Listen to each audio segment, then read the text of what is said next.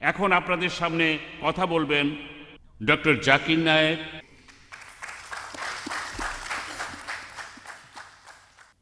বিসমিল্লাহির রহমানির রহিম। রব্বিশ রাহলি সাদরি ওয়া ইয়াসসিরলি আমরি ওয়াহলুল উকদাতাম মিন লিসানি ইয়াফকাহু কাওলি। শ্রদ্ধেয় প্যাস্টর রুকনুদ্দিন, অথবা তিনি যেভাবে বলেন প্যাস্টর রুকনি, হেনরি পিও, প্যাস্টর সাজি, এছাড়াও এখানে উপস্থিত বোম্বের বিভিন্ন চার্চের প্যাস্টরগণ, শ্রদ্ধেয় গুরুজনেরা এবং প্রিয় ভাই বোনেরা, আপনাদের সবাইকে শুভেচ্ছা জানাই ইসলামিক নিয়মে।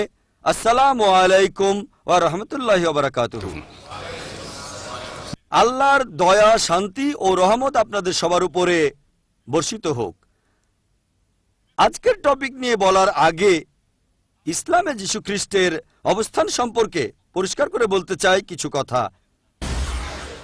ইসলাম হলো একমাত্র অখ্রিস্টান ধর্মবিশ্বাস যে ধর্মে যীশু খ্রিস্টকে একজন রাসূল বলে মানা হয়। সেই লোক মুসলিম না যে যীশু খ্রিস্টকে নবী বলে মানে না। আমরা মানি যে তিনি হলেন আল্লাহ সুবহানাহু ওয়া তাআলার একজন প্রেরিত পুরুষ, আল্লাহর রাসূল। আমরা মানি যে তিনি হলেন মসিহ অর্থাৎ খ্রিস্ট। আমরা মানি যে তিনি অলৌকিকভাবে জন্মেছিলেন কোনো পুরুষের হস্তক্ষেপ ছাড়াই, যেটা এখনকার অনেক আধুনিক খ্রিস্টানই বিশ্বাস করে না। আমরা মানি যে তিনি আল্লাহর আদেশে মৃত মানুষকে জীবন দিয়েছেন। আমরা মানি যে তিনি আল্লাহর আদেশে জন্মান্ধ কুষ্ঠরোগীদের সুস্থ করে তুলেছেন। প্রশ্ন করতে পারেন, যদি মুসলিম আর খ্রিস্টানরা যীশু খ্রিস্টকে শ্রদ্ধা করে আর ভালোবাসে, তাহলে তাদের মধ্যে পার্থক্যটা কোথায়?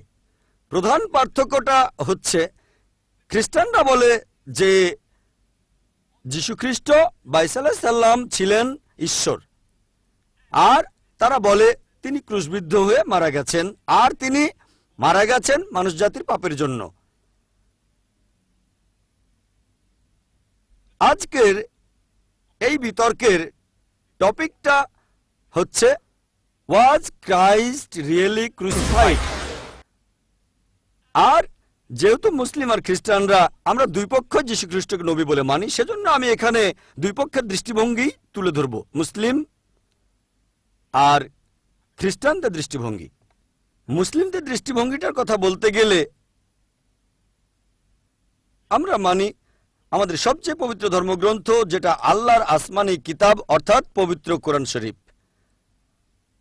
আমি লেকচারের শুরুতে কোরআনের একটা আয়াত বলেছিলাম, সূরা নিসার 157 নম্বর আয়াতে উল্লেখ করা হয়েছে। এখানে বলা হয়েছে ইসলামিক দৃষ্টিভঙ্গিটা আজকের বিতর্কের টপিকের উপরে, যিশু কি ক্রুশবিদ্ধ হয়ে মারা গেছেন?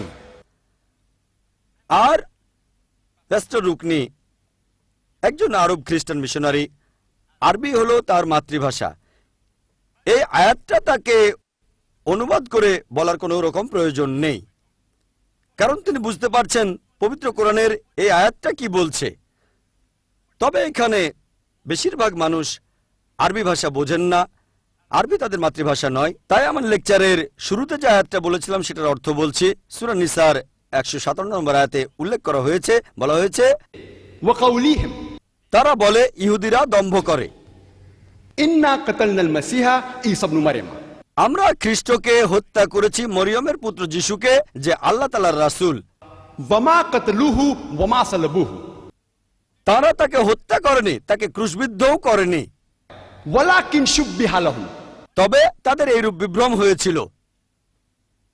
ওয়া ইন্নাল্লাযী নাখতালাফু ফীহি লাফি শাক্কিন মিন, যারা মতভেদ করেছিল সেখানে তারা সংশয়যুক্ত ছিল, মা লাহুম বিহি মিন ইলম, তাদের কোনো জ্ঞানই ছিল না, ইল্লা তিবাযান, তারা শুধু অনুমান করেছিল।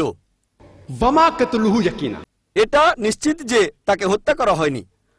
পবিত্র কোরআনের এই আয়াতটা খুব স্পষ্ট করে বলছে, পরিষ্কারভাবে, কোন রকম দ্বিধাদ্বন্দ্ব নেই, যে ইসলামিক দৃষ্টিভঙ্গিটা হলো ওয়ামা কাতালুহু ওয়ামা সালাবুহু, তারা তাকে হত্যা করেনি, ক্রুশবিদ্ধও করেনি। ওয়ামা কাতালুহু ইয়াকিনা, এটা নিশ্চিত যে তাকে হত্যা করা হয়নি। কোরআন এখানে খুবই স্পষ্ট করে দ্বিধাদ্বন্দ্ব ছাড়াই কথা উল্লেখ করেছে এই আয়াতটিতে, যে তাকে হত্যা করা হয়নি। যদি আমি এখানে আমার লেকচার শেষ করি, বাইবেলের কথাগুলো নিয়ে কোন রকম আলোচনা না করেই প্যাস্টর যে কথাগুলো বলেছেন, তাহলে এই বিতর্কের ফলাফল হয়ে যাবে ড্র, কোনো সমাধান আসবে না।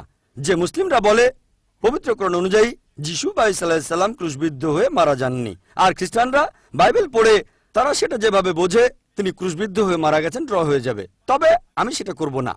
আমি প্রমাণ করব খ্রিস্টানদের পবিত্র বাইবেল থেকেই, যেটাকে খ্রিস্টানরা আল্লাহর বাণী বলে মানেন, যে যিশু বাইস আলাইহিসসালাম ক্রুশবিদ্ধ হয়ে মারা যাননি।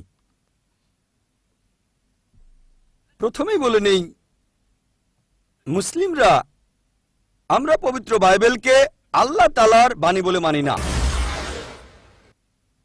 বাইবেলে এমন কিছু অংশ থাকতে পারে যে অংশগুলোকে আমরা আল্লাহ তাআলার বাণী বলি। এখানে নবী রাসূলদের কথা আছে, ঐতিহাসিকদের বলা কথা, এছাড়া বাইবেলে আছে অবাস্তব কথা, অশ্লীল কথা। যদি কেউ আমাকে 1000 টাকাও দিয়ে দেয়, আমি বাইবেলের এই কথাগুলো বলতে পারবো না। সব অশ্লীল অনুচ্ছেদ, অশ্লীল অধ্যায়। এখানে পরস্পর বিরোধী কথাও আছে। তবে যদিও আমি মানি না যে বাইবেল আল্লাহর বাণী, তারপরেও বাইবেল দিয়েই আমি প্রমাণ করব যে যীশু খ্রিস্ট ক্রুশবিদ্ধ হয়ে মারা যাননি। কারণ প্যাস্টর রুকনি আর এখানে উপস্থিত খ্রিস্টান ভাইরা তারা মানেন যে বাইবেল হলো আল্লাহর বাণী। আমি তাদের বই থেকে প্রমাণ করে দেখাবো। কারণ পবিত্র কোরআন বলছে, সূরা বাকারার 111 নম্বর আয়াতে উল্লেখ করা হয়েছে, وقالوا لا يدخل الجنة إلا من كان। তারা বলে, ইহুদ আর খ্রিস্টানরা, মুসলিমরা তোমরা জান্নাতে ঢুকতে পারবে না, সব ধার্মিকতা আর ন্যায়স্থানীয় পারবে না। প্যাস্টরও বলেছেন সব ভালো কাজ দিয়েও আপনি পাপ থেকে মুক্তি পাবেন না। প্যাস্টর তার লেকচারে কথা বলেছেন। এগুলো মূল্যহীন। যত জাকাত দেন, হজ করেন, নামাজ পড়েন, কপালে দাগ বসিয়ে ফেলেন, জান্নাতে যেতে পারবেন না যদি না আপনি ইহুদি বা খ্রিস্টান হন। وقالوا لا يدخل الجنة إلا من كان هودا أو نصارى। যদি না আপনি ইহুদি বা খ্রিস্টান হন। আল্লাহ বলেছেন تلك أمانيهم। তাদের একটা মিথ্যে আশা, মিথ্যে বকবকানি, ভ্রান্ত আশা। قل তাদের বলো, هاتوا برهانكم প্রমাণ পেশ করো إن كنتم صادقين। যদি তোমরা সত্যবাদী হও। আল্লাহ বলেছেন তাদের বলো প্রমাণ পেশ করতে। যদি কোরআন থেকে বলি যে যীশু খ্রিস্ট ক্রুশে মারা যাননি, খ্রিস্টানরা তারা এটা মানবে না যে কোরআন আল্লাহর বাণী। তখন আমরা তাদের বলবো قل هاتوا برهانكم প্রমাণ পেশ করো إن كنتم صادقين। যদি তোমরা সত্যবাদী হও। খ্রিস্টানরা তাদের প্রমাণ পেশ করে, বাইবেল এটাই প্রমাণ। খ্রিস্টানরা বলে বাইবেল এই কথা বলছে, বাইবেল ও কথা বলছে, বাইবেল এটা বলছে, বাইবেল ওটা বলছে। আসুন দেখি বাইবেল আসলে কি বলেছে। তারাই বাইবেলকে পৃথিবীর মোট 2000 ভাষায় অনুবাদ করেছে। তাই আসুন দেখি বাইবেল থেকেই দেখি যে যিশু আসলে এই ক্রুশবিদ্ধ হয়ে মারা গেছেন কিনা। এভাবে প্রমাণ করতে গিয়ে আমি বাইবেল থেকে যে উপসংহার টানবো, ইসলামিক দৃষ্টিভঙ্গিও যে সেটাই হবে এমন কোনো কথা নেই। এটা আগে বলে রাখলাম। বাইবেলের দৃষ্টিভঙ্গি আর ইসলামিক দৃষ্টিভঙ্গিটা একই রকম হবে এমন কোনো কথা নেই। ইসলামিক দৃষ্টিভঙ্গিটা আমি আগে পরিষ্কার করে বলেছি। পবিত্র কোরআনের সূরা নিসার 157 নম্বর আয়াত, وما قتلوه وما صلبوه। তাকে হত্যা করেনি, ক্রুশবিদ্ধও করেনি। একেবারে পরিষ্কার। আজকের টপিক, ওয়াজ ক্রাইস্ট রিয়েলি ক্রুসিফাইড। এই ইংরেজি শব্দ ক্রুসিফাইড, আসলে এটার অর্থটা কি? অক্সফোর্ড ডিকশনারি বলছে ক্রুসিফাই অর্থ কাউকে ক্রুশে বেঁধে রেখে মৃত্যুদণ্ড দেয়া। আর ওয়েবস্টার ডিকশনারি বলছে ক্রুসিফাই অর্থ কাউকে ক্রুশের সাথে বিদ্ধ করে বা বেঁধে রেখে মৃত্যুদণ্ড দেয়া। এক কথায় কাউকে ক্রুসিফাইড হতে হলে তাকে ক্রুশে মারা যেতে হবে, মারা না গেলে ক্রুসিফাইড হয়নি। এবারে ইংরেজি রিজারেকশন, এই শব্দটার অর্থ কি? অক্সফোর্ড ডিকশনারি অনুযায়ী রিজারেকশন শব্দের অর্থ সেই কাজ বা ঘটনা যেখানে মৃতরা জীবিত হয়। ক্যাপিটাল আর দিয়ে রিজারেকশন অর্থ খ্রিস্টের মৃত থেকে জীবিত হওয়া। আর ওয়েবস্টার ডিকশনারি বলছে রিজারেকশন অর্থ যেখানে মৃত মানুষ জীবিত হয়। আর ক্যাপিটাল আর দিয়ে রিজারেকশনের অর্থ মৃত্যু আর সমাধির পরে খ্রিস্টের আবারও জীবিত হওয়া। এক কথায় খ্রিস্ট যদি রিজারেক্টেড হন তাকে মরতে হবে, যদি মারা না যান রিজারেক্টেড হননি। আশা করি আপনারা সবাই এটা খুব পরিষ্কারভাবে বুঝতে পেরেছেন। দেখবেন যিশু আলাইহিসসালাম তিনি বলেছেন গসপেল অফ ম্যাথিউ 19 নম্বর অধ্যায়ের 16 ও 17 নম্বর অনুচ্ছেদে আছে যে একজন মানুষের পাপ মুক্তি হতে পারে আইন আর আদেশগুলো মানলে। তবে সেন্ট পল কি করলেন? তিনি এই আইন আর আদেশগুলো ঠুকে দিলেন ক্রসের সাথে। ক্রস ক্রস ক্রস, প্যাস্টরও এই কথা বললেন, ক্রস ক্রস ক্রস, ক্রসের সাথে সব আইন আর আদেশগুলো ঠুকে দিয়েছেন। প্যাস্টর বললেন কলোসিয়ান্সে আছে 2 নম্বর অধ্যায়ের 14 নম্বর অনুচ্ছেদে। আর পল বলেছেন যে পাপ মুক্তি অর্জন করতে গেলে বিশ্বাস করতে হবে যিশুর মৃত্যু আর পুনরুত্থান সম্পর্কে। তিনি বলেছেন, নিউ টেস্টামেন্ট পড়লে দেখবেন 1 Corinthians 15 নম্বর অধ্যায়ের 14 অনুচ্ছেদ। আমি রেফারেন্সগুলো দিচ্ছি যাতে সবাই বুঝতে পারেন যে আমি বানিয়ে বলছি না। তা না হলে যদি বলি বাইবেলে কথা বলছে, নিউ টেস্টামেন্ট বলছে, এই বিশাল বইটা 1000 পৃষ্ঠারও বেশি, কোথায় খুঁজবেন? সেজন্য রেফারেন্সগুলো বলি। সেন্ট পল বলেছেন 1 Corinthians 15 নম্বর অধ্যায়ের 14 অনুচ্ছেদ, যদি যিশু খ্রিস্ট মৃত থেকে জীবিত না হন, আমাদের ধর্মপ্রচার মূল্যহীন, তোমাদের বিশ্বাসও মূল্যহীন। আর প্যাস্টর তখন বললেন, যতই ভালো কাজ করেন, যতই দান করেন, যদি বিশ্বাস না করেন যিশু ক্রুশে মারা গেছেন, এগুলো মূল্যহীন। আর খ্রিস্টান মিশনারিরা তারা বিভিন্ন রেফারেন্স দেন। এটা আছে আয়জায় 64 নম্বর অধ্যায় 6 অনুচ্ছেদে যে আমাদের সব ন্যায়নিষ্ঠতা, সব ভালো কাজ নোংরা ছেঁড়া কাপড়ের মতো, যদি না বিশ্বাস করেন যে যীশু খ্রিস্ট মারা গেছেন ক্রুশবিদ্ধ হয়ে মানুষের পাপের জন্য, আমাদের সব ন্যায়নিষ্ঠতা, সব ভালো কাজ নোংরা ছেঁড়া কাপড়ের মতো। আর প্যাস্টর তখন এই কথা বলেছেন, আমি নিজে বলিনি, তিনি বলেছেন যদি কোনো ক্রস না থাকে, যদি ক্রুসিফিকশন না হয়, বাইবেলের দাম 2 পয়সারও কম। এছাড়াও তিনি বললেন যদি ক্রুসিফিকশন না হয় তাহলে খ্রিস্টান ধর্ম থাকবে না। আমি তার সঙ্গে একমত, আমি একমত। প্যাস্টর এছাড়াও বললেন তিনি ইন্ডিয়ায় এসেছেন, এখানে 20 বছরেরও বেশি সময় আছেন, আর ইন্ডিয়ায় আসার পরেই তিনি খ্রিস্টান ধর্মের আসল বার্তা বুঝতে পেরেছেন। আগে ছিলেন নামে মাত্র খ্রিস্টান, তবে তিনি ধর্মনিষ্ঠ খ্রিস্টান হয়েছেন এখানকার মুসলিমদের দেখে। এখন একটা কথা বলি যে আমার সাথে এর আগে মাত্র একজন আরব খ্রিস্টানের পরিচয় হয়েছিল। একজন সৌদি আরবে দেখা হয়েছিল, সিরিয়া থেকে এসেছিল। আমার লেকচার শোনার পরে আলহামদুলিল্লাহ আল্লাহর রহমতে তিনি মুসলিম হয়েছিলেন। এখন আমার জীবনে এই দ্বিতীয়বার কোন আরব খ্রিস্টানের সাথে পরিচিত হলাম, আর ইনশাল্লাহ আল্লাহ সাহায্য করলে আমি আল্লাহর কাছে দোয়া করছি যেন আল্লাহ তাকে হেদায়েত করেন। ইন্ডিয়ানদের দেখেই তিনি খ্রিস্টান ধর্ম সম্পর্কে জেনেছেন এবং আসল ধর্ম বিশ্বাসে ফিরে যাবেন, যেটা হলো ইসলাম।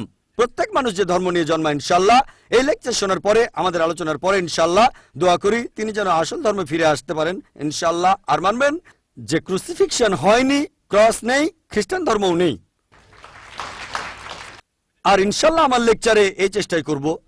আসুন দেখি সেন্ট পল যিশুর পুনরুত্থান সম্পর্কে কি বলেছেন। সেন্ট পল পুনরুত্থান সম্পর্কে বলেছেন, 1 অধ্যায়ে বলেছেন খ্রিস্ট পুনরুত্থিত না হলে তোমাদের বিশ্বাস মূল্যহীন, আমাদের ধর্মপ্রচার মূল্যহীন। 1 Corinthians 15 নম্বর অধ্যায়ের শেষের দিকে আছে। সেন্ট পল বলেছেন 1 Corinthians 15 নম্বর অধ্যায়ের 42 থেকে 44 অনুচ্ছেদে তিনি বলেছেন যে একথাটা মৃত ব্যক্তির পুনরুত্থান সম্পর্কেও খাটে। যেটা রোপিত হয়েছে পাপের মধ্যে তা উত্থিত হয়েছে নিষ্পাপ হয়ে, যেটা রোপিত হয়েছে অসম্মানের মধ্যে তা উত্থিত হয়েছে গৌরবের সাথে, যেটা রোপিত হয়েছে দুর্বলতার মধ্যে তা উত্থিত হয়েছে শক্তিমত্তার সাথে, যেটা রোপিত হয়েছে প্রাকৃতিক শরীর হিসেবে তা উত্থিত হয়েছে আধ্যাত্মিক শরীর হিসেবে। প্রাকৃতিক শরীর এক জিনিস, আধ্যাত্মিক শরীর আরেক জিনিস। তাহলে সেন্ট পলের মতে পুনরুত্থিত মানুষের আধ্যাত্মিক শরীর থাকে, আধ্যাত্মিক শরীর। একই কথা বলেছেন তার ঈশ্বর এবং প্রভু যীশু খ্রিস্ট। গসপেল অফ লুক 20 নম্বর অধ্যায়ের 27 থেকে 36 অনুচ্ছেদে এই ঘটনাটা হলো একজন মহিলাকে নিয়ে যার 7 জন স্বামী ছিল। ইহুদিরা তখন যীশু খ্রিস্টের কাছে এসে প্রশ্ন করলো, এটা ইহুদিদের রীতি, কোন লোক এক মহিলাকে বিয়ে করলো, যদি লোকটা মারা যায় কোনো সন্তান না রেখে তার পরের ভাই সেই মহিলাকে তখন বিয়ে করবে যাতে করে বংশধর আসতে পারে। যদি সেই ভাই মারা যায় কোনো সন্তান না রেখে তৃতীয় ভাই তাকে বিয়ে করবে, এভাবেই চলতে থাকবে। তো ইহুদিরা প্রশ্ন করলো যে এই মহিলা 7 জন ভাইকে বিয়ে করেছে একের পর এক, আর প্রত্যেক ভাই পৃথিবীতে তার স্বামী ছিল, প্রত্যেক ভাই সেই মহিলাকে বিয়ে করেছিল একের পর এক, কিন্তু কোনো সমস্যা ছিল না। কেন? কারণ এক ভাই মারা যাওয়ার পরে আরেক ভাই তাকে বিয়ে করেছিল, কোনো সমস্যা নেই। তারপর সেই মহিলা মারা গেল। তখন ইহুদিরা যীশু খ্রিস্টকে প্রশ্ন করল যে পুনরুত্থানের পরে কোন ভাই ওই মহিলার স্বামী হবে। তার মানে পুনরুত্থানের সময় 7 ভাইয়ের প্রত্যেকেই আবার নতুন করে জীবিত হবে, মহিলাও জীবিত হবে, তখন কে তার স্বামী হবে? যীশু খ্রিস্ট তখন তাদের বললেন, গসপেল অফ লুক 20 নম্বর অধ্যায়ের 35 ও 36 অনুচ্ছেদে, যে যারা পুনরুত্থিত হবে তারা বিয়ে করবে না, কারো সঙ্গে তাদের বিয়ে হবে না। 36 অনুচ্ছেদ বলছে, এছাড়াও তারা আর কখনো মরবে না, তারা তখন হবে দেবদূতদের সমান। তার মানে তারা ফেরেশতাদের মতো হবে। পুনরুত্থিত শরীর যেটা হবে আধ্যাত্মিক শরীর, এ কথা কে বলেছে? যীশু খ্রিস্ট বলেছেন। গসপেল অফ লুক 20 নম্বর অধ্যায় 36 অনুচ্ছেদ বলছে, সেন্ট পল বলেছেন 1 করিন্থিয়ান্স 15 নম্বর অধ্যায়ের 42 থেকে 44 নম্বর অনুচ্ছেদ বলছে একেবারে স্পষ্ট। এছাড়াও গসপেলগুলোতে এমন একটা অনুচ্ছেদও পাবেন না যেটা বলছে যে যীশু খ্রিস্ট পুনরুত্থিত হয়েছিলেন। সত্যি বলতে আপনারা যদি বাইবেল পড়েন তাহলে দেখবেন, হয়তো সবাই জানেন, সেই তথাকথিত ক্রুসিফিকশনের পরে যীশু খ্রিস্টের শিষ্যরা একটা ঘরে মিলিত হলো। যীশু খ্রিস্ট তখন সেই ঘরে ঢুকলেন।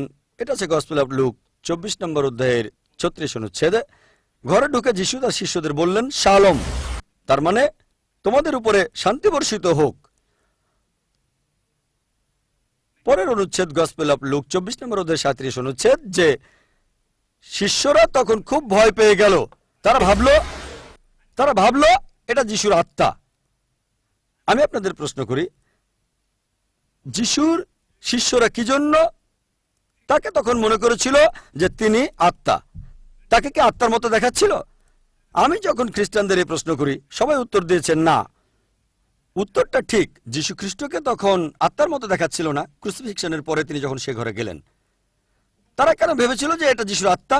এর কারণটা হলো তারা লোকজনের মুখে শুনেছিল যে তাদের প্রভু যীশু খ্রিস্টকে ক্রুশবিদ্ধ করা হয়েছে। তারা লোকজনের মুখে শুনেছিল প্রেতাত্মারা তার আত্মা নিয়ে গেছে, তিনি মারা গেছেন। তারা লোকজনের মুখে একথা শুনেছিল যে যীশু খ্রিস্টকে একটা সমাধিতে 3 দিন রাখা হয়েছিল। লোকজনের মুখে। কারণটা জানেন? কারণ তারা নিজের চোখে দেখেনি। সেন্ট মার্ক বলেছেন, গসপেল অফ মার্ক 14 নম্বর অধ্যায়ের 50 অনুচ্ছেদ বলছে যে যিশুর সব শিষ্যরা তাকে ত্যাগ করে পালিয়ে গিয়েছিল।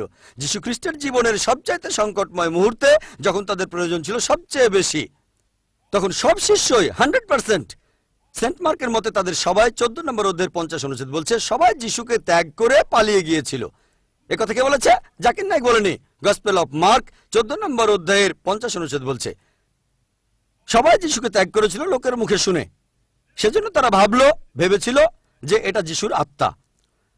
তবে যীশু খ্রিস্ট তখন তাদের বললেন, পরের দুটো অনুচ্ছেদে আছে, গসপেল অফ লুক 24 নম্বর অধ্যায়ের 39 ও 40 নম্বর অনুচ্ছেদে, যিশু তার শিষ্যদের বললেন যে তোমরা আমার হাত পা দেখো, এটা তো আমি নিজেই, আমাকে তোমরা ধরে দেখো। আত্মার কোনো রক্তমাংসের শরীর থাকে না, আমাকে এখন যেভাবে দেখছো। তখন তিনি শিষ্যদের তার হাত পা দেখালেন। শিষ্যদের বললেন, তোমরা আমার হাত পা দেখো, এটা তো আমি নিজেই, তোমাদের কি হয়েছে? এটা তো আমি তো তোমাদের প্রভু যীশু খ্রিস্ট, তোমরা ভয় পাচ্ছ কেন? আমাকে ধরে দেখো, তোমরা আমার হাত পা দেখো। আত্মার কোনো রক্তমাংসের শরীর থাকে না। যিশু তার হাত পা দেখিয়ে কি প্রমাণ করতে চেয়েছেন? এটা প্রমাণ করতে চেয়েছেন যে তিনি পুনরুত্থিত হয়েছেন, প্রমাণ করতে চেয়েছেন তিনি আত্মা, প্রমাণ করতে চেয়েছেন যে তিনি আসলে আত্মা নন, তিনি পুনরুত্থিত হননি। পরের দুটো অনুচ্ছেদ গসপেল অফ লুক 24 নম্বর অধ্যায়ের 41 নম্বর ও 42 নম্বর অনুচ্ছেদে বলা হয়েছে, শিষ্যরা খুব খুশি হলো, তারা আনন্দিত হলো। প্রথমে ভেবেছিল যিশু মারা গেছে, এখন দেখলো তিনি বেঁচে আছেন, জলজ্জান্ত, তাদের সামনে যীশু খ্রিস্ট দাঁড়িয়ে আছেন, তারা খুশি। যীশু খ্রিস্ট তখন তার শিষ্যদের বললেন যে তাদের কাছে কি কোনো খাবার আছে? তারা তখন তাকে খেতে দিল 1 টুকরো ঝলসানো মাছ আর অল্প একটু মধু। যিশু তাদের সামনে সেই খাবারগুলো খেলেন, প্রমাণ করার জন্য যে তিনি পুনরুত্থিত হয়েছেন, প্রমাণ করতে যে তিনি আত্মা, এটা প্রমাণ করতে যে তিনি মানুষ।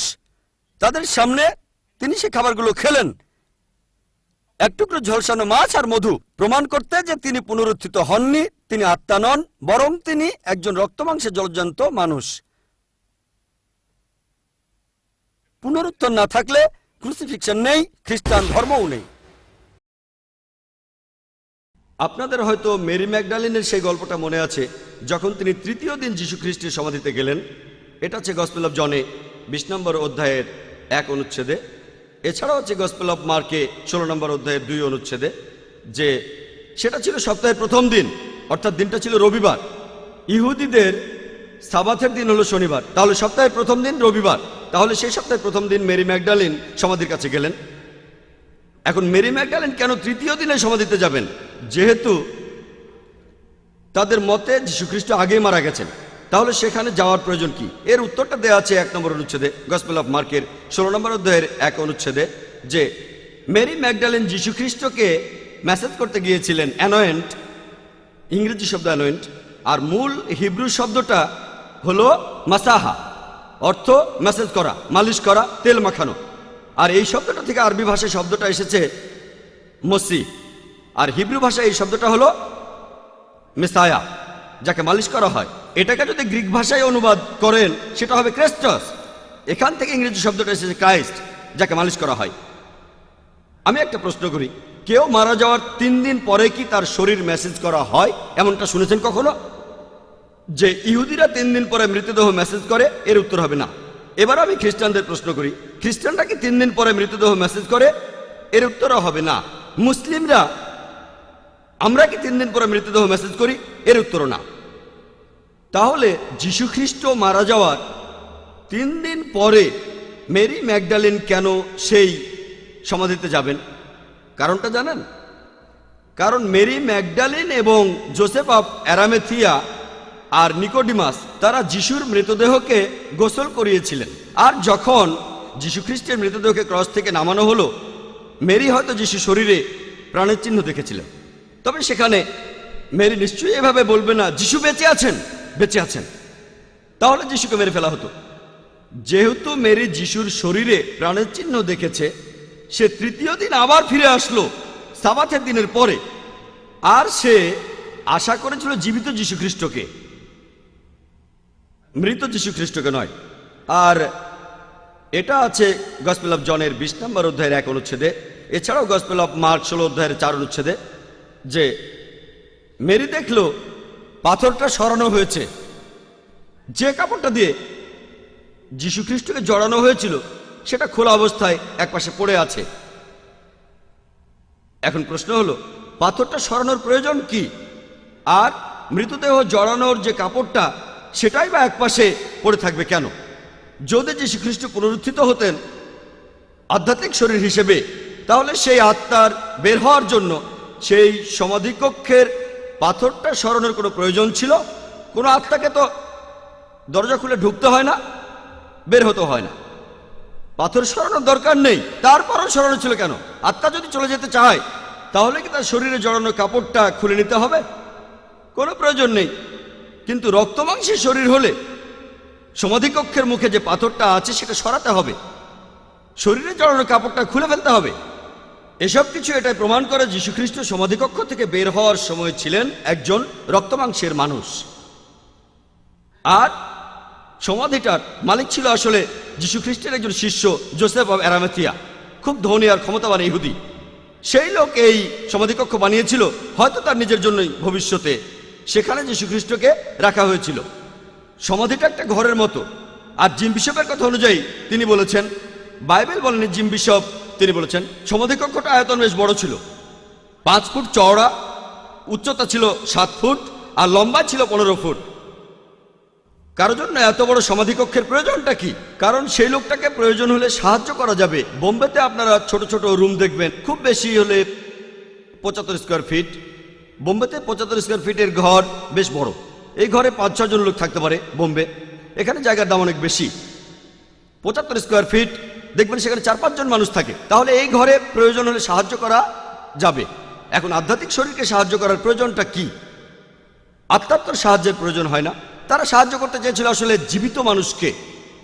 বাইবেল পড়লে দেখবেন গসপেল অফ জন 20 নম্বর অধ্যায়ের 15 অনুচ্ছেদে যিশু কথা বলছেন মেরি ম্যাগডালিনের সাথে। পৃথিবী থেকেই, মেরির পাশ থেকে, স্বর্গ থেকে না। যিশু দেখলেন যে মেরি কাঁদছেন। যিশু কাছে এসে বললেন, মহিলা, তুমি কাঁদছো কেন? কাকে খুঁজছো? তিনি ভালোভাবে জানতেন মেরি কাঁদছে কেন, তারপর জিজ্ঞেস করলেন। মেরি তখন যিশুকে মনে করলো সেখানকার মালি, আর তাকে বলল, আপনি ওনাকে নিয়ে কোথায় রেখেছেন? আমি তাকে নিয়ে যেতে এসেছি। এখন আমার প্রশ্ন, মেরি ম্যাগডালিন কেন ভাবলো যে যীশুখ্রিস্ট হলেন সেখানকার বাগানের মালি? আপনাদের একটা প্রশ্ন করি, পুনরুত্থিত মানুষকে কি মালির মতো দেখায়? আপনারা কি বলেন? না। তাহলে মেরি কেন মনে করলো যীশুখ্রিস্ট সেখানকার বাগানের মালি? এর উত্তরটা হলো, আসলে যীশু তখন মালির ছদ্মবেশে ছিলেন। এখন একজন আত্মা কেন মালির ছদ্মবেশ নেবে? যীশুখ্রিস্ট তখন মালির ছদ্মবেশে ছিলেন, তার কারণ তিনি তখন ইহুদিদের ভয় পাচ্ছিলেন। একজন আত্মা কখনোই কাউকে ভয় পাবে না, কারণ বুক অফ হিব্রু বলছে 9 নম্বর অধ্যায়ের 27 অনুচ্ছেদে, মানুষ মাত্র একবারই মারা যায়, তারপরে আসবে শেষ বিচারের দিন। যীশুখ্রিস্ট নিজেই বলেছেন গসপেল অফ লুক 20 নম্বর অধ্যায়ের 36 অনুচ্ছেদে, একবার মরার পরে আর মরবে না। যদি আত্মা হয়ে যান তাহলে আর কাউকে ভয় পাবেন না, কেউ ক্ষতি করতে পারবে না, আপনি দ্বিতীয়বার মরবেন না। যিশু আত্মা হয়ে থাকলে ছদ্মবেশ নিয়ে থাকবেন কেন? তিনি ভয় পাবেন কেন? তিনি কেন লুকিয়ে থাকবেন? কেন ইহুদিদের কাছ থেকে লুকিয়ে থাকবেন? এটাই প্রমাণ করে তিনি পুনরুত্থিত হননি, জীবিতই ছিলেন। যিশু তখন মেরিকে বললেন, মেরি। এই একটা শব্দেই মেরি ম্যাগডালিন তার প্রভু যিশুকে চিনে ফেলল। আমরা সবাই আমাদের প্রিয়জনদের ডাকার সময় বিশেষ ভঙ্গিতে ডাকি, আর সেই টোনে, সেই স্টাইলে প্রিয়জনদের ডাকলে তারা তখন খুব সহজেই বুঝে ফেলে কে তাকে ডাকছে। মেরিও সাথে সাথে বুঝে ফেলল এই মালি আসলে যীশুখ্রিস্ট। মেরি যিশুর কাছে ছুটে গেল। গসপেল অব জন 20 নম্বর অধ্যায়ের 15, 16 ও 17 অনুচ্ছেদ। যিশু মেরিকে বললেন, আমাকে স্পর্শ করো না। কেন? যিশু নিষেধ করলেন কেন? যিশুর শরীরে কি বিদ্যুৎ ছিল? যে কেউ স্পর্শ করলে বিদ্যুতের শক লাগবে তাকে? শরীরে কি ডিনামাইট বাঁধা? যে কেউ স্পর্শ করলেই ওটা ফেটে যাবে? কেন স্পর্শ করতে নিষেধ করলেন? কারণ তিনি রক্ত মাংসের মানুষ। চিন্তা করেন, ক্রুশবিদ্ধ থাকার সময় তিনি যে শারীরিক আর মানসিক কষ্ট পেয়েছেন, এই কষ্টের ধকল সামলে উঠতে সময় লাগবে। ক্রুশবিদ্ধ থাকার সময় অনেক অত্যাচার সহ্য করেছেন, এখন তার শরীর ক্ষতবিক্ষত, তাই বললেন আমাকে স্পর্শ করো না। তারপর আরো বললেন, গসপেল অফ জন 20 নম্বর অধ্যায়ের 17 অনুচ্ছেদে, আমি এখনো আমার পিতার কাছে ফিরে যাইনি। তার অর্থ কি? তার মানে তিনি তখনও মারা যাননি। যীশুখ্রিস্ট মেরি ম্যাগডালিনকে একেবারে স্পষ্ট করে বললেন যে তিনি তখনও পুনরুত্থিত হননি। এটাই প্রমাণ তিনি জীবিত ছিলেন। বাইবেলে আরো আছে, গসপেল অফ মার্ক 16 নম্বর অধ্যায়ের 11 অনুচ্ছেদে, যে যিশুর শিষ্যরা তারা শুনেছিল যে তাদের প্রভু যীশুখ্রিস্ট বেঁচে আছেন। তাদের জানিয়েছিল মেরি ম্যাগডালিন, কিন্তু তারা বিশ্বাস করেনি। ইহুদিদের একটা বদভ্যাস ছিল, তারা অবান্তর প্রশ্ন করত, নবীদের ঝামেলায় ফেলতো।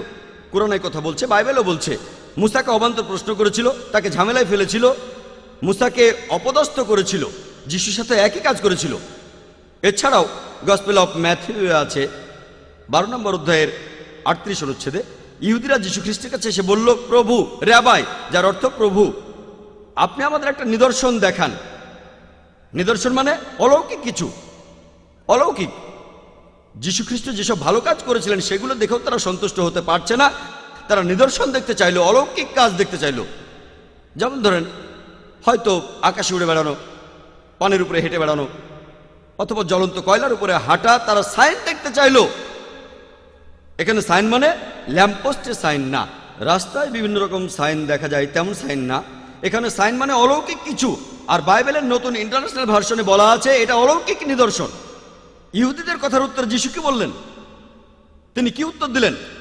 পরের অনুচ্ছেদে, গসপেল অফ ম্যাথিউ 12 নম্বর অধ্যায়ের 39-40 অনুচ্ছেদে বলছে, তোমরা হচ্ছ অপরাধী আর ব্যভিচারী জাতি। তোমরা নিদর্শন দেখতে চাও, অলৌকিক কিছু দেখতে চাও? কোন নিদর্শন দেখানো হবে না, শুধু ইউনুসের নিদর্শন বাদে। যেভাবে ইউনুস 3 দিন আর 3 রাত ধরে তিমি মাছের পেটে ছিলেন, সেই একইভাবে ঈশ্বরের পুত্র থাকবেন 3 দিন ও 3 রাত এই পৃথিবীর বুকের ভেতর। যীশুখ্রিস্ট তাদের এই কথা বলেননি যে তোমরা সেই অন্ধলোককে দেখো যাকে আমি সুস্থ করে দিয়েছিলাম, তোমরা সেই মহিলাকে জিজ্ঞেস করো যে আমাকে স্পর্শ করেই সুস্থ হয়েছিল। 2000 শুকর মেরে প্রেতাত্মায় আচ্ছন্ন একজনকে সারানোর কথাও তিনি বলেননি। 5000 লোককে একটা মাছ খাইয়েছিলেন অথবা 3000 লোককে একটা রুটি খাইয়েছিলেন, এ কথাও বলেননি। তিনি বললেন কোনো নিদর্শন দেখানো হবে না ইউনুসের নিদর্শন বাদে। যীশুখ্রিস্ট তার অলৌকিক কাজ সেটাকে এক কথায় বলে দিলেন, সেটা ইউনুসের নিদর্শন। আর কোন লোক যদি ইউনুসের নিদর্শনটা জানতে চান, তাকে বাইবেল সম্পর্কে বিশেষজ্ঞ হতে হবে না, তাকে হতে হবে না কোনো ডক্টর অফ ডিভিনিটি, কারণ এগুলো আমরা স্কুল থেকেই জানি। আর সব দেশেই, এমনকি ইন্ডিয়াতেও, হয়তো আপনি একজন খ্রিস্টান অথবা মুসলিম অথবা হিন্দু, কোনো না কোনোভাবে পড়েছেন, হয়তো কমিক্সে অথবা উপদেশমূলক গল্পে ইউনুসের নিদর্শন, তিমির পেটে ইউনুস, সবাই জানে। তবে আপনি যদি ইউনুসের নিদর্শনটা পড়তে চান, পবিত্র বাইবেলে এই বিশাল বইয়ে ইউনুসের নিদর্শন, এটা 2 পৃষ্ঠারও কম, 1.5 পৃষ্ঠা চাইতেও কম। আপনাদের বোঝার জন্য এই পৃষ্ঠাটার একটা কপি দেখাচ্ছি। এই বইটা 1.5 পৃষ্ঠা চাইতেও ছোট, 1.5 পৃষ্ঠারও কম, মাত্র 4টা অধ্যায়। আর এই 1000 পৃষ্ঠার বিশ্বকোষে এই অধ্যায়টা খুঁজে পাওয়া খুবই কঠিন। তবে আপনারা সবাই গল্পটা মোটামুটি জানেন যে মহান ঈশ্বর তিনি তার নবীকে বললেন, ইউনুস আলাইহিস সালামকে, নিনেভ শহরের মানুষদের কাছে মহান ঈশ্বরের বাণী প্রচার করো। কিন্তু ইউনুস বললেন, নিনেভ শহর, ওখানে মানুষ খুব খারাপ, ঈশ্বরের বাণী তো তারা মেনে চলবে না। আর ভাবলেন তারা আমাকে নিয়ে হাসি ঠাট্টা করবে, আমার সময়টা নষ্ট হবে। তিনি তাই জপায় গেলেন আর সেখান থেকে জাহাজে করে টারশিসে গেলেন। কিন্তু জাহাজে ওঠার পর প্রচণ্ড ঝড় শুরু হলো। আর তখনকার দিনে নাবিকদের মধ্যে একটা কুসংস্কার প্রচলিত ছিল যে জাহাজে যাওয়ার পর যদি ঝড় শুরু হয়, এটার কারণ হলো কেউ একজন ঈশ্বরকে অমান্য করেছে। তারা তখন বের করার চেষ্টা করত যে কে এই ঘটনার জন্য দায়ী। তারা দায়ী লোককে লটারি করে বের করত। এখানে যখন লটারি করা হলো, দেখা গেল ইউনুসই এর জন্য দায়ী। আর ইউনুস আলাইহিস সালাম আল্লাহর প্রেরিত নবী ছিলেন। তিনি মানলেন আর বললেন, দেখো এসব কিছুর জন্য আমি দায়ী, মহান ঈশ্বর আমাকে নিনেভ শহরে যেতে বলেছিলেন, কিন্তু আমি জোপা থেকে এখন টারশিসে যাচ্ছি, পালিয়ে যাচ্ছি, আমি অন্যায় করেছি, তোমরা আমাকে ধরে সাগরে ফেলে দাও। কিন্তু তারা বলল, এই লোক কি ধার্মিক লোকটা, কেন আমরা তাকে মেরে ফেলবো? তারা জাহাজ সরিয়ে নেওয়ার চেষ্টা করলো, কিন্তু কিছুই করা গেল না, তখনও ঝড় চলছে। ইউনুস বললেন, তোমরা আমাকে ধরে সাগরে ফেলে দাও। শেষে তারা রাজি হলো আর ইউনুসকে সাগরে ফেলে দিল। সাগরে ফেলে দেওয়ার পরে ঝড়টা থেমে গেল। হয়তো কাকতালীয় ঘটনা। কিছুক্ষণ পরে একটা বড় মাছ, একটা তিমি মাছ এসে ইউনুস আলাইহিস সালামকে গিলে ফেলল। ইউনুস আলাইহিস সালাম তিমি মাছের পেটে বসে দোয়া পড়তে লাগলেন। ইউনুস আলাইহিস সালামকে সেই মাছটা 3 দিন 3 রাত পেটে নিয়ে সাগরে ঘুরল, তারপর সাগর পাড়ে বমি করে তাকে ফেলে দিল।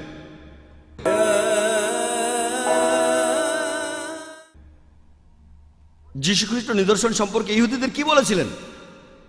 যে তোমাদের কোনো নিদর্শন দেখানো হবে না শুধু ইউনুসের নিদর্শন বাদে। আর ইউনুস নবী যেভাবে 3 দিন আর 3 রাত ধরে তিমি মাছের পেটে ছিলেন, সেই একইভাবে ঈশ্বরের পুত্র 3 দিন আর 3 রাত ধরে পৃথিবীর বুকের ভেতরে থাকবেন।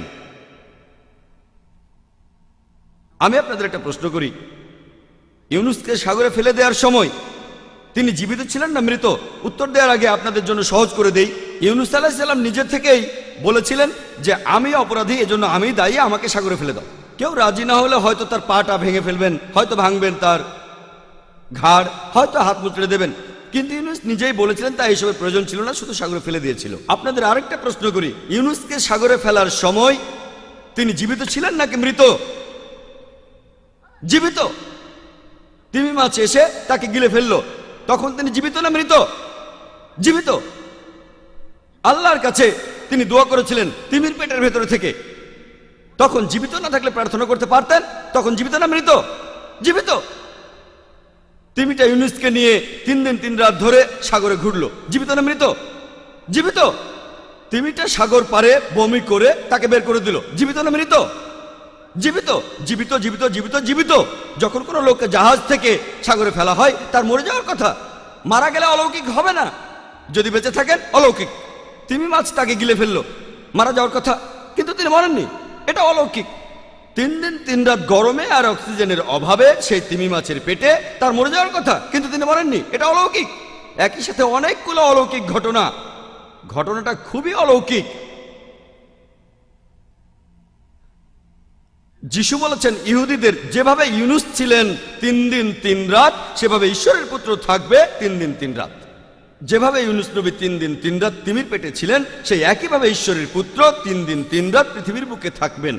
ইউনুস ছিলেন জীবিত, কিন্তু যখন এই প্রশ্নটা করি আমার খ্রিস্টান ভাইদের, তারা আসলে আমাদের ভাই, আমাদের জ্ঞাতি ভাই, যেভাবেই বলেন আমরা জ্ঞাতি ভাই, আমি খ্রিস্টান ভাইদের প্রশ্ন করি যে আপনাদের বিশ্বাস অনুযায়ী যিশু সমাধিকক্ষে কিভাবে ছিলেন?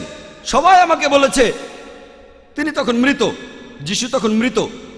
আপনাদের প্রশ্ন করি, ইউনুস ছিলেন জীবিত, অন্যদিকে যিশু খ্রিস্ট ছিলেন মৃত, তাহলে যিশু খ্রিস্ট কি ইউনুসের মতোই হলেন নাকি হলেন না?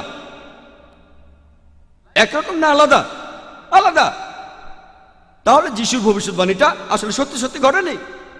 তিনি নিজেই নিদর্শনের কথা বলেছেন, কোন নিদর্শনই দেখানো হবে না ইউনুসের নিদর্শন বাদে, আর তার এই ভবিষ্যৎবাণী বাস্তবে ফলেনি। ভবিষ্যৎবাণীটা সত্যি হতে গেলে যিশু খ্রিস্টের থাকা উচিত জীবিত। আমার লেকচার আমি আগেও বলেছি তিনি ছিলেন জীবিত, তা না হলে নবী যিশু খ্রিস্টকে বলতে হয় মিথ্যাবাদী, নাউজুবিল্লাহ। এটা আমরা কখনো বলতে পারবো না। তাকে আমরা সম্মান আর শ্রদ্ধা করি, তাহলে এই ভবিষ্যৎবাণী সত্যি হওয়ার জন্য তার থাকা উচিত জীবিত। আর যিশু খ্রিস্ট সে সময় জীবিত ছিলেন, এ কথা আমি আগেও আমার লেকচারে প্রমাণ করে দেখিয়েছি। এ কথা আগেও বলেছি যে একজন লোককে ক্রুসিফাই হতে গেলে তাকে অবশ্যই সেই ক্রসে ঝোলা অবস্থায় মারা যেতে হবে। যদি সেই লোক ক্রসে ঝুলে মারা না যায়, তাহলে সে ক্রুসিফাইড হয়নি। এমন কিছু লোক আছে যারা বলবে এই নিদর্শনের ব্যাপারটা আসলে জীবিত মৃত্যু নিয়ে নয়, এখানে সময়ের উপর জোর দেওয়া হচ্ছে।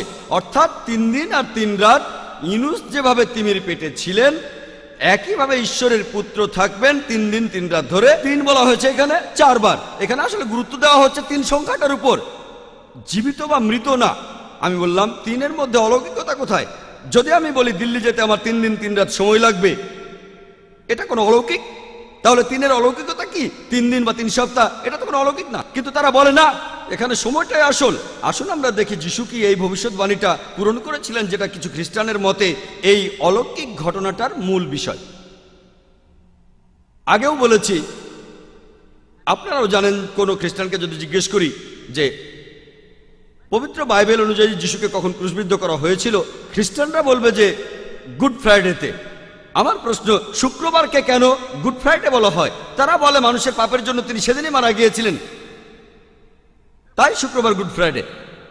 আর বাইবেল পড়লে দেখবেন যে যীশু খ্রিস্টের বিচার খুব তাড়াতাড়ি করা হয়েছিল, তাকে ক্রসে ঝোলানো হয়েছিল, তাড়াতাড়ি নামানো হয়েছিল, তাড়াতাড়ি।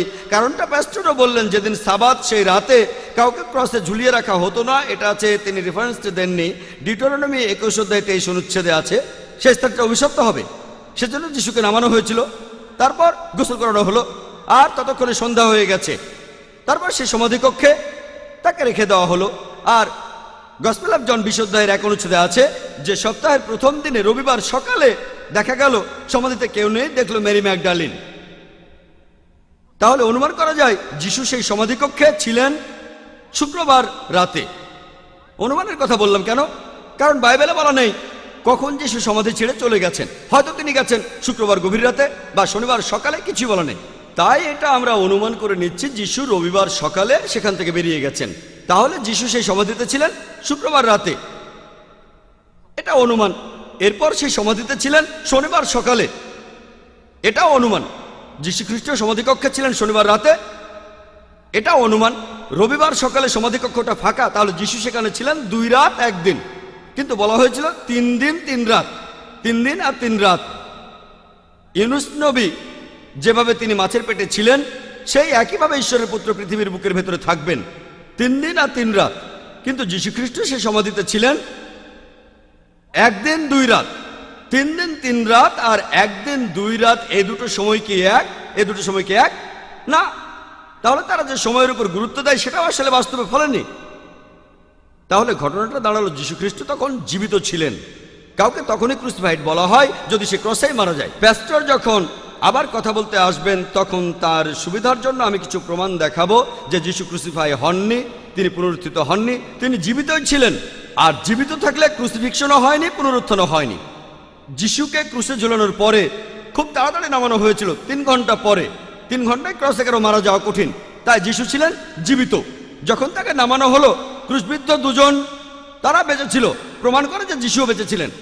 2 নম্বর পয়েন্ট। 3 নম্বর পয়েন্ট, তার পা দুটো ভাঙা হয়নি। মৃতের কাছে তার পায়ের কোনো দাম নেই, প্রমাণ করে যে তিনি জীবিত ছিলেন। 4 নম্বর পয়েন্ট হচ্ছে পাথরটা সরানো হয়েছিল আর গায়ে জড়ানো কাপড়টা খোলা হয়েছিল, এতে প্রমাণ হয় যে তিনি জীবিত ছিলেন। 5 নম্বর পয়েন্ট, যে তিনি মালিক ছদ্মবেশ নিয়েছিলেন। কেন? কারণ তিনি জীবিত ছিলেন, তাই ইহুদিদের কাছ থেকে লুকিয়েছিলেন। 6 নম্বর পয়েন্ট, সমাধিটা বেশ বড় ছিল, অনেক বড় রুম। মৃত একজন লোকের জন্য এত বড় ঘরের প্রয়োজনটা কি? তাহলে যীশু খ্রিস্ট ছিলেন জীবিত। 7 নম্বর পয়েন্ট, যে যখন মেরি ম্যাগডালেন যীশু খ্রিস্টের কাছে গেল, যীশু তাকে বললেন আমাকে স্পর্শ করো না। কেন? কেন? তিনি রক্ত মাংসের মানুষ, তিনি জীবিত ছিলেন, তার ব্যথা লাগবে, যন্ত্রণা পাবেন তিনি, এতে প্রমাণ হয় তিনি জীবিত ছিলেন। যিশু তখন মেরিকে বলেছিলেন যে আমি এখনো আমার পিতার কাছে ফিরে যাইনি, তার মানে তিনি ছিলেন জীবিত। 9 নম্বর পয়েন্ট, মেরি ম্যাগডালিন তখন যীশু খ্রিস্টকে দেখে ভয় পাননি। 10 নম্বর পয়েন্ট, যে সেই উপরের রুমে যিশু তার হাত পা দেখিয়েছিলেন, প্রমাণ করতে যে তিনি আত্মা নন বরং তিনি মানুষ। 11 নম্বর পয়েন্ট, যে শিষ্যরা তাকে দেখে খুশি হয়েছিল। কেন? তারা ভেবেছিল যিশু মারা গিয়ে আত্মা হয়েছেন, তারা খুব খুশি হয়েছিল কারণ তিনি জীবিত। 12 নম্বর পয়েন্ট, যিশু সেখানে এক টুকরো সেদ্ধ মাছ আর মধু খেলেন, প্রমাণ করতে যে তিনি জীবিত। তার শিষ্যরা শুনেছিল মেরি ম্যাগডালিনের কাছে যে তিনি জীবিত। 14 নম্বর পয়েন্ট, ইউনুসের নিদর্শন। যেভাবে ইউনুস নবী 3 দিন 3 রাত তিমির পেটে ছিলেন, সেই একইভাবে ঈশ্বরের পুত্র 3 দিন 3 রাত এই পৃথিবীর বুকে থাকবেন, জীবিত জীবিত জীবিত। যিশু জীবিত ছিলেন, ক্রুসিফিকশন হয়নি, পুনরুত্থানও হয়নি। তাহলে এক কথাই বললে যিশু খ্রিস্টকে ক্রুসে ঝোলানো হয়েছিল বাইবেলের কথা অনুযায়ী, কিন্তু তিনি মারা যাননি। এখন আজকের টপিক হলো ওয়াজ ক্রাইস্ট রিয়েলি ক্রসিফাইড? যদি ক্রসে থাকা অবস্থায় তিনি মারা যান, তাহলে ক্রসিফাইড হয়েছেন। যদি ক্রসে থাকা অবস্থায় তিনি মারা না যান, তাহলে সেই ঘটনাকে আপনারা কি বলবেন? আর ইংরেজি ভাষায় কোনো শব্দ নেই। যদি আপনারা ডিকশনারিতে এই শব্দটা খোঁজেন যে কাউকে ক্রুসে ঝুলানো হয়েছিল কিন্তু মারা যাননি, এজন্য কোনো শব্দ আপনারা পাবেন না, নতুন শব্দ বানাতে হবে। এখানে যে শব্দটা আমরা বলতে পারি সেটা হলো যীশু খ্রিস্ট আসলে ক্রুসিফাইড হননি, তিনি ক্রুসিফিক্টেড হয়েছিলেন। শব্দটা ক্রুসিফিকশন হবে না, CRUCIFIXION, এটা হবে ক্রুসিফিকশন, CRUCIFICTION। এটা একটা ফিকশন, আমাদের নতুন শব্দ বানাতে হবে। তাহলে বলা যায় যে যীশু খ্রিস্ট তিনি ক্রুসিফাইড হননি, তিনি হয়েছিলেন ক্রুসিফিক্টেড। তাই আশা করি এতে দ্বিধাদ্বন্দ্ব চলে যাবে, আর প্যাস্টরও মানবেন, তার মন থেকে দ্বিধাদ্বন্দ্ব দূর হয়ে যাবে যে যীশু খ্রিস্ট আসলে ক্রুসিফাইড হননি, কোনো ক্রুসিফিকশন হয়নি FIXION, বরং ক্রুসিফিকশন FICTION। লেকচার শেষ করার আগে কোরআনের একটি আয়াতের উদ্ধৃতি দিচ্ছি। সূরা আল ইমরানের 54 নম্বর আয়াতে একথার উল্লেখ করা আছে, ওয়া মাকারু ওয়া মাকারুল্লাহু ওয়াল্লাহু খায়রুল মাকিরিন। আর তারা চক্রান্ত করেছিল, আল্লাহ কৌশল